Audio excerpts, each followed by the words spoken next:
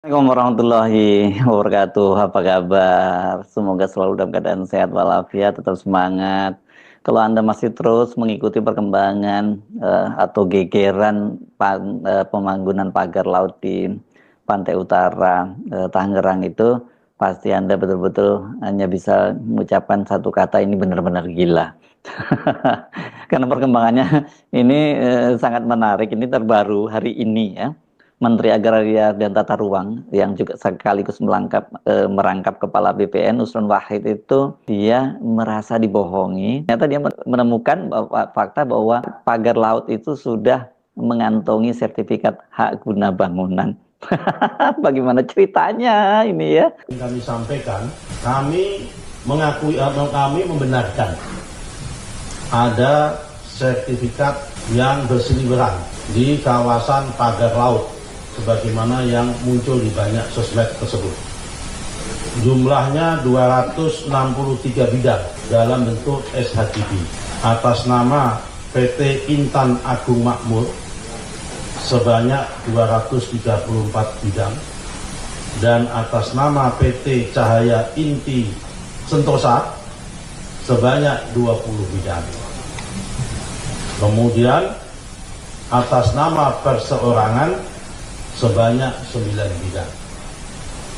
Kemudian ada juga SHM, surat hak milik, atas 17 bidang. Jadi berita-berita yang muncul di media maupun di sosmed tentang adanya sertifikat tersebut, setelah kami cek benar adanya, lokasinya pun benar adanya sesuai dengan aplikasi Bumi, yaitu ada di Desa Kohot, Kecamatan Pakuaji, Kabupaten Tangerang.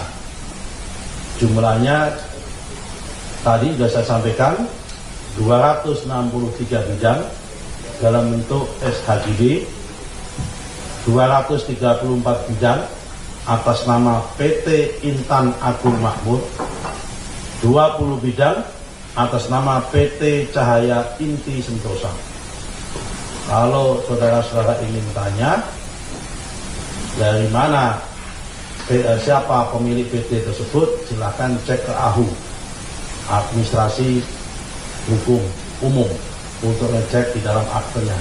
Kemudian yang perorangan sebanyak 9 bidang. Kemudian yang berupa SHM sebanyak 17 bidang. Nah, kalau begitu sekarang kita tinggal cari ya siapa ini PT-PT ini, kan ini ada dong ya di PT ini di mana, di Kemenkumham, sekarang bukan Kemenkumham lagi ya, Kemenkum pasti terdaftar tuh nama-nama PT itu. Dan kalau mau cari misalnya pajaknya itu biasanya pasti di Kementerian Keuangan atau Direktorat Jenderal Pajak pasti ada lah ya, kecuali kalau dia nggak bayar pajak tuh. Tinggal kemudian dipanggil mereka, nggak usah seperti yang rencana dilakukan oleh Menteri Kelautan untuk melakukan investigasi, memanggil para nelayan yang disebut oleh jaringan rakyat Pantura sebagai pemilik pagar itu karena mereka membangunnya secara swadaya gitu ya. Ini benar-benar kacau balau. Dan kemudian berikutnya gampang nih, tinggal dicari kapan itu diterbitkannya itu, pada eranya menteri siapa gitu, karena kan Nusron Wahid itu dia ini menteri yang baru, pasti bukan dia yang menerbitkan karena dia sendiri mengaku tidak tahu menahu. Sebelum Nusron kan itu dijabat oleh Agus Harimurti Yudhoyono, tapi Agus Harimurti Yudhoyono kan tinggal cuman berapa bulan, apa mungkin dia menerbitkan itu. Kemudian sebelumnya ada nama Marskal TNI Purnawirawan Hadi Cahyanto yang digantikan oleh Agus Harimurti, dan sebelum Hadi Cahyanto itu ada namanya Sofyan Jalil ya, menteri TR-nya. Jadi tinggal dicek tanggalnya berapa, tahun berapa, dan kita langsung tahu dong sebenarnya ini siapa menteri yang menerbitkan, dan menterinya juga dipanggil sekalian ya gitu. Apa ceritanya ada laut kemudian diterbitkan HGB-nya. Nusron kan sebelumnya mengaku dia belum bisa berbuat apa-apa soal pagar laut yang waktu itu disebut misterius, karena kata dia karena pagar laut berada itu kan di wilayah lautan, kata dia. Kementerian ATR BPN belum bisa masuk mengurusi persoalan tersebut. Nah ini gimana ceritanya sekarang tiba-tiba udah ada HGB-nya? Kalau HGB ya Kementerian ATN Pada waktu itu Nusron menyatakan begini, selama masih di laut itu adalah rezimnya laut. Kalau di darat tergantung apakah masuk kawasan hutan atau bukan. Kalau hutan itu menjadi kewenangan Kementerian Kehutanan. Kalau bukan hutan ya itu menjadi kewenangan kami. Itu hari Rabu tanggal 15 Januari 2025 ya Nusron ya. Nah sekarang ternyata dia menemukan itu. Berarti Nusron sempat dibohongi dia. Jadi merasa dia dibohongi. Siapa yang membohongi Nusron? Ya stafnya Nusron yang pasti tahu ya, kalau staf-stafnya pasti tahu lah ini apa yang terjadi. Nah, gimana ceritanya ini? Soal dugaan adanya coupling-coupling tadinya disebut seperti itu sebelumnya sempat juga diunggah oleh akun X @pakmul63.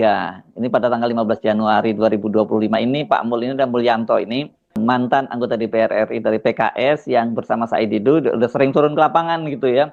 Nah, dia punya citra satelitnya dan itu terlihat jelas melalui citra satelit dan terbagi dalam 3 blok berbeda. Jadi katanya kalau ketika diperhatikan lebih teliti, pagar laut itu terbagi menjadi 3 blok, yaitu blok 1 di mana pagar laut itu terletak di Desa Kramat, membentang sepanjang 3,07 km.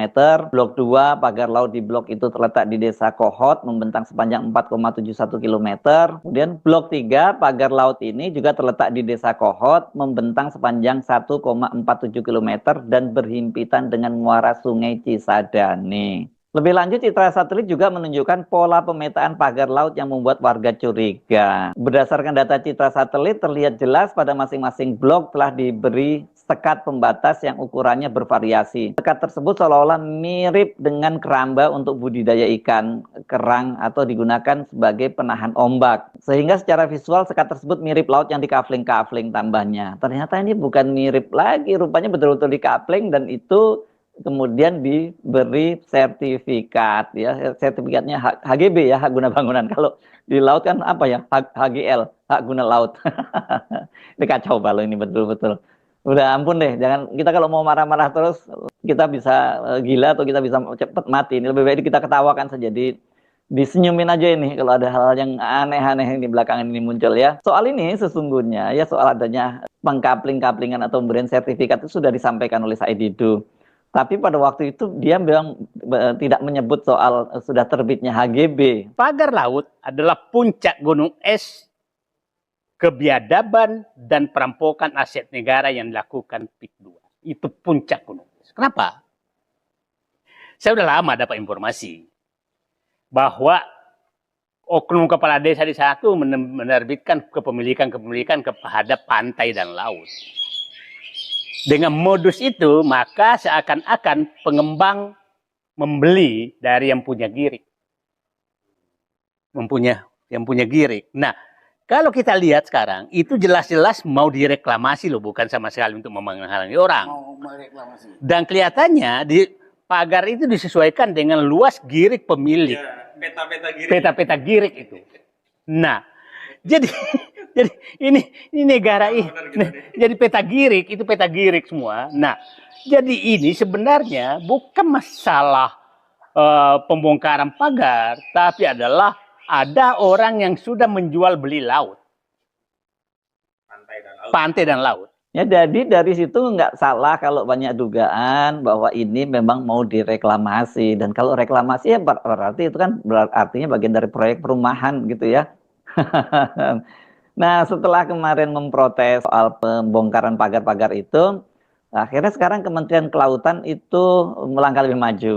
Katanya sekarang ini Kementerian Kelautan itu, menterinya Pak Trenggono itu sudah memerintahkan Direktur Jenderal Pengawasan Sumber Daya Kelautan dan Perikanan, itu Pung Nugroho ya, ingat yang kemarin pakai baju loreng, pakai bintang 3 dan pegang tongkat komando itu ya, untuk membongkar pagar laut tersebut dalam waktu maksimal 2 kali 24 jam. Nah, ini apa yang terjadi? Kan sebelumnya Pak Trenggono itu menyatakan bahwa ini kan masih dalam penyelidikan ya, kalau dibongkar sebagai barang bukti ya ini nanti susah dong penyelidikannya. Nah, sekarang ternyata dia diperintahkan 2 kali 24 untuk dibongkar. Berarti nggak diperlukan lagi dong barang bukti ya. Ini keterangan terbaru loh yang disampaikan oleh Doni Ismanto Darwin. Ini staf khusus Menteri Kelautan yang hari Sabtu kemarin lebih awal sebelum Trenggono protes, dia sudah protes duluan ketika TNI Angkatan Laut itu melakukan pembongkaran pagar. Nah, menurut Doni, Menteri Kelautan dan Perikanan Bapak Sakti Wahyu Trenggono telah memerintahkan Dirjen PSDKP untuk melaksanakan pembongkaran pagar di Laut Tangerang dalam waktu maksimal 2 kali 24 jam. Selama masa tenggat ini, Dirjen PSDKP tengah mempersiapkan berbagai kebutuhan operasional termasuk logistik, personel, armada, dan koordinasi lintas sektor. Langkah ini bertujuan agar proses pembongkaran berlangsung cepat, tepat, dan terukur. Kementerian Kelautan juga menggandeng berbagai pihak seperti TNI Angkatan Laut, instansi pemerintah terkait, unsur keamanan lainnya, nelayan setempat, serta pakar lingkungan dan pelayanan. Jadi sekarang nggak ngotot lagi dong ya, nggak memberi waktu sampai 20 hari lagi untuk memberikan untuk memanggil para terduganya gitu ya. Karena udah jelas kan sekarang mereka siapa yang punya pagar itu, yang mengkapling-kapling laut tadi itu, yang sudah punya HGB. Ayo, jadi mau apa lagi ya? Sebenarnya sejak awal kan kita sudah tahu lah apa yang terjadi. Tapi kenapa ada yang banyak sekali pejabat pemerintah dari daerah sampai pusat yang pura-pura nggak tahu gitu. Karena misalnya ini saya membaca di Republika, ada seorang nelayan yang diwawancarai di situ.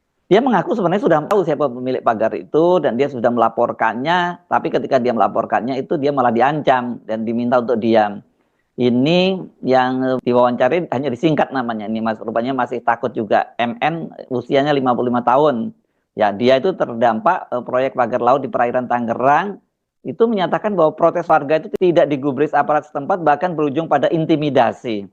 Jadi salah satu awak kapalnya bernama N itu sempat mendapat ancaman. Ini jadi dia punya kapal gitu dan punya awak kapal gitu ya. Lagi proses bangunnya itu kan sampai ribut-ribut. Kami sempat diancam juga kalau memang berani cabut, kalau memang kamu nggak sayang anak istri boleh.